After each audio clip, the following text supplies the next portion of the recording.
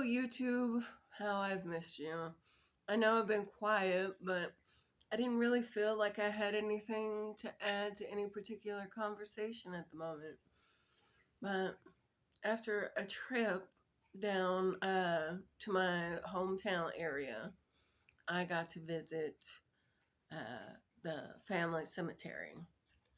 And it got me thinking, of course, in this time of year, about ancestral veneration. And so I wanted to make a video on ancestor veneration that, you know, isn't tied to an altar. Stuff that you could do even in the broom closet or, you know, when you're just trying to establish that connection. Check out my sugar skull onesie. I love it. I'm going to hand out candy in this. I got to get my notes. All right. So, ancestor veneration is an ancient practice found throughout many cultures. There are a dozen different ways to do this, and probably 300 or more videos on YouTube on how to set up your ancestor altar and how to begin connecting with your ancestors.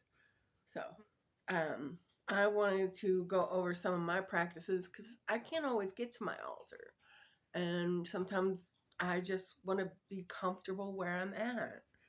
So, this tip I've recommended to people for years, especially when they're just starting out with ancestor veneration and want to connect with their ancestors, is place a glass of water by your bed at night.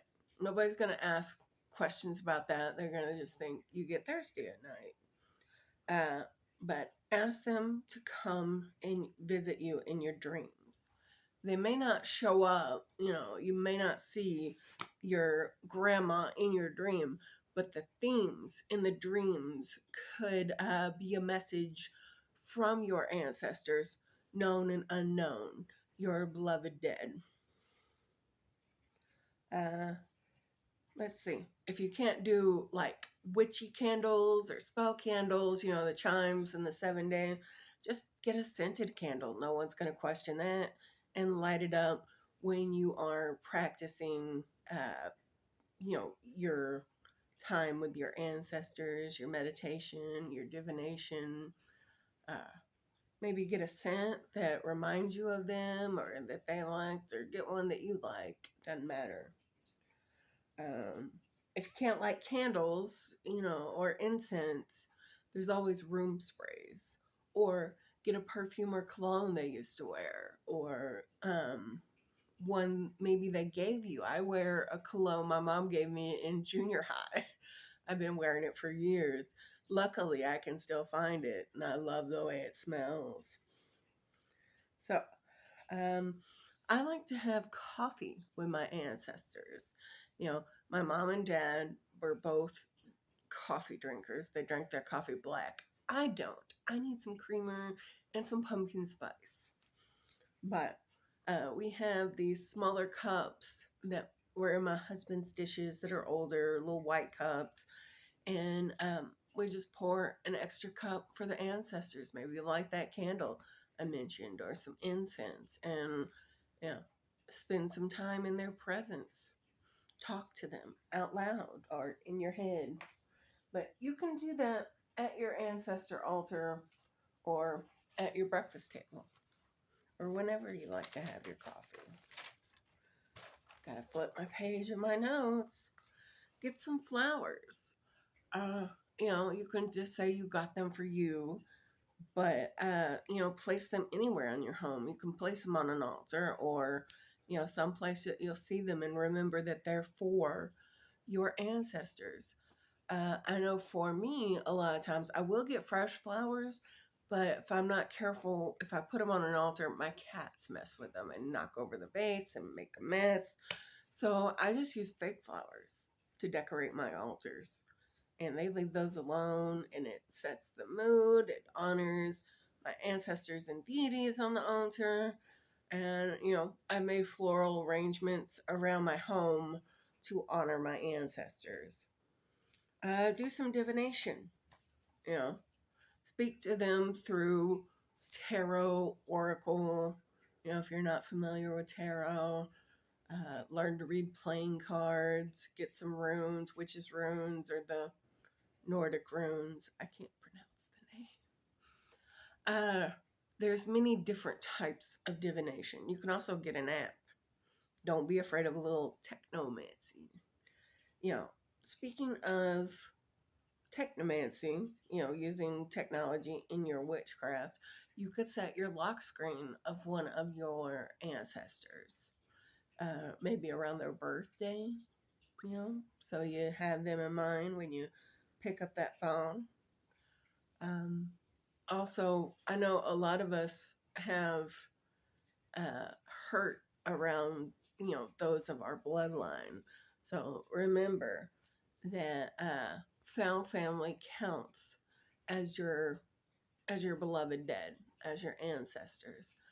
Uh, Even if you don't have those, you can venerate other people who've made an impact on your life. Teachers, celebrities, with music that spoke to you, authors that wrote books and created characters you identified with. Um, you know, I'm not talking about the ones that are living, but maybe the ones that have passed. I personally venerate Freddie Mercury. Uh, I made a little crochet doll. And I venerate now Lonnie Anderson. My name is Lonnie, and so is my dad's.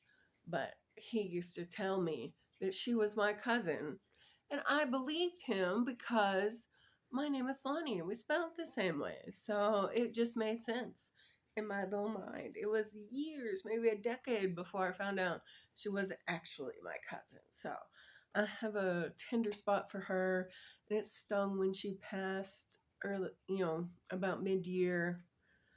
So I remember Lonnie. And remember, you don't have to stop venerating your ancestors or working with them once October ends. You can work with your ancestors at any point in the year, on holidays, birthdays, every day if you want to. Remember, you can petition them, ask them for guidance and assistance, not just in October. I know the veil is thin in October and it's thin again at Beltane, but it's a veil, so it's not that thick to begin with. You can continue to connect. Uh, that's all I really have. Now I'm going to splice in some footage from the family graveyard. Um, you know, I'm not as technological as some YouTubers, but I think I figured out how to do it. So enjoy this East Texas graveyard. Took a trip to the family graveyard over the weekend out in East Texas. You can see the tall trees. It's just such a beautiful and peaceful place. I love it out here. This is Jet Li's tombstone. Is a baby that Daddy had with his first wife, Beatrice. And for the longest time, he did not have a gravestone. All he had was a little marker, and all the information had been worn off. And it always bothered me every time we come out here.